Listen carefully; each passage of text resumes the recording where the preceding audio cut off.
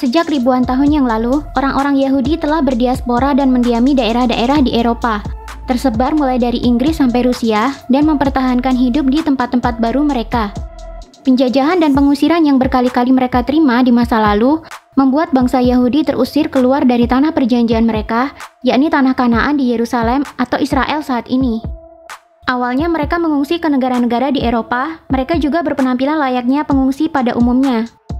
Mereka pun ada yang tinggal dalam kelompok-kelompok khusus yang disebut dengan shtetl atau ada juga yang menyebutnya ghetto. Dulu mereka terkesan menyendiri, tidak begitu membaur dengan warga sekitar. Mereka juga awalnya bekerja di sektor pekerjaan informal, tidak ada yang mau memberikan mereka pekerjaan strategis dengan gaji yang memadai. Wong namanya juga pendatang dan pengungsi. Lama-lama, mereka mulai terkenal karena giatnya mereka berdagang. Bangsa Yahudi harus putar otak supaya mereka bisa mendapatkan penghasilan dan penghidupan yang lebih layak. Ada yang berdagang, ada juga yang meminjamkan uangnya kepada warga lain. Mereka mendapatkan banyak keuntungan dengan menarik bunga atas pinjaman uang mereka. Walaupun sempat dilarang oleh Kristen karena meminjam uang ke orang-orang Yahudi sama dengan melakukan praktik riba, rupanya bangsa Yahudi ada yang berhasil meminjamkan uang mereka ke pemerintah.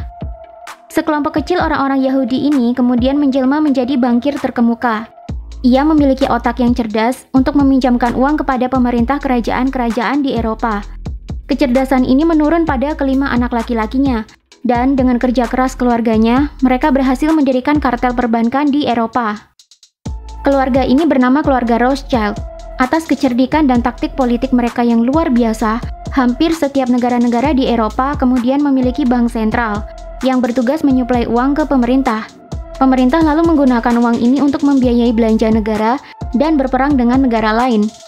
Saat itu, koloni Inggris di Amerika telah berjaya dan berhasil mendirikan sebuah negara bernama Amerika Serikat.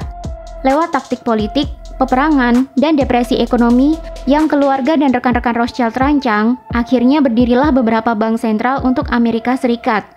Walaupun sempat mendapat penentangan dari presiden-presiden Amerika Serikat, pada akhirnya, setelah melalui gejolak politik dan ekonomi yang panjang, sederet bank sentral berhasil mereka dirikan. Bank sentral terkini untuk Amerika Serikat adalah Federal Reserve. Ketika baru didirikan, saham Federal Reserve dimiliki oleh bank-bank swasta milik keluarga Rothschild dan kawan-kawannya. Tidak ada satupun dari bank sentral ini dimiliki oleh pemerintah. Semuanya dimiliki oleh swasta, dan menurut buku Masa Lalu Uang dan Masa Depan Dunia, bank-bank sentral ini dimiliki oleh jaringan Rothschild. Jadi secara tidak langsung, Rothschild dan kawan-kawannya telah memegang kendali atas negara-negara di dunia melalui suplai uang dan kontrol ekonomi melalui bank sentral. Amerika Serikat pun kemudian tumbuh menjadi negara adikuasa di dunia. Semua negara di dunia akhirnya menjadikan Amerika Serikat sebagai patokan ekonomi dan politik. Apa yang terjadi di Amerika Serikat bisa berpengaruh bagi kondisi politik dan ekonomi global. Mata uang seluruh dunia pun berpatokan nilai tukarnya dengan dolar Amerika Serikat. Tahun 1895, Edmund James de Rothschild, salah satu cucu dari keluarga Rothschild, mengunjungi Palestina dan kemudian menyediakan anggaran untuk membentuk negara Yahudi pertama. 2 tahun kemudian, tepatnya di tahun 1897, Rothschild memprakarsai Kongres Zionis untuk mempromosikan Zionisme, yakni sebuah pergerakan politik untuk memindahkan semua orang Yahudi ke tanah Zion atau tanah perjanjian mereka di sekitar Yerusalem, Palestina, dan mempersiapkan acara tersebut di Munich, Jerman. Namun, acara ini banyak mendapat pertentangan dari warga Yahudi di Jerman. Warga Yahudi di Jerman menolak adanya gerakan Zionisme karena mereka merasa sudah hidup nyaman dan bahagia di Jerman. Mereka tidak mau dipindahkan dari negara Jerman. Pertemuan ini pun dipindahkan ke Basel, Swiss dan berlangsung tanggal 29 Agustus 1897. Pertemuan itu diketuai oleh seorang Yahudi Askenazi, Theodor Herzl, dan dia berkata seperti ini. Sangat esensial bahwa penderitaan orang Yahudi harus diperburuk. Ini akan membantu realisasi dari rencana kita. Saya memiliki sebuah rencana yang bagus. Saya akan memulai kampanye antisemit untuk menyita kekayaan orang-orang Yahudi. Para pengikut antisemit akan membantu kita dengan menyiksa dan menekan orang Yahudi. Para antisemit akan menjadi teman terbaik bagi kita.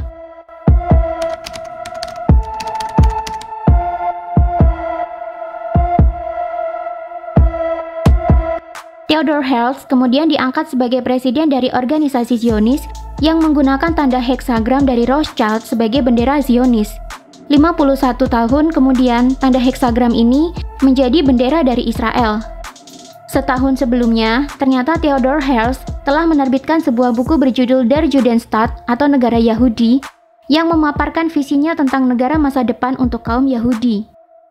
Pada tahun 1914 sampai 1918, Perang Dunia I pecah. Dunia terpecah menjadi dua kelompok besar, satunya blok sekutu yang terdiri dari Inggris, Prancis, dan Rusia. Satunya lagi adalah blok sentral yang terdiri dari Jerman, Austria-Hungaria, dan Italia.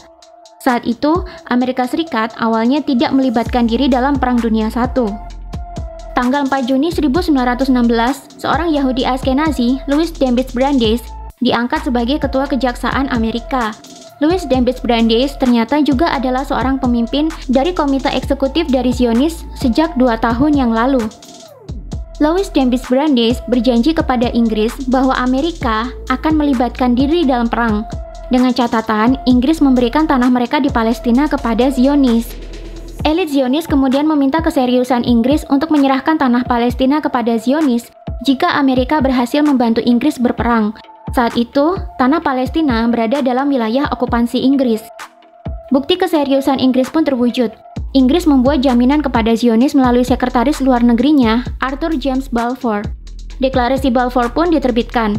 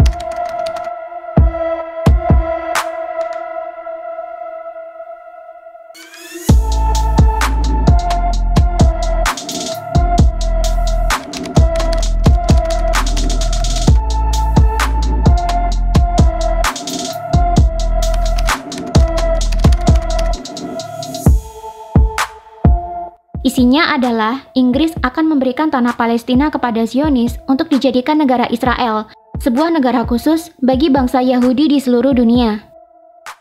Akhirnya, Amerika Serikat pun membantu Inggris berperang melawan musuh-musuhnya di Perang Dunia Pertama. Inggris dan negara-negara sekutunya pun keluar sebagai pemenang dari Perang Dunia Pertama. Jerman yang kalah dari Perang Dunia I harus menerima kenyataan kekalahan perang dengan menyisakan kehancuran dan hutang menumpuk yang terasa mencekik negara.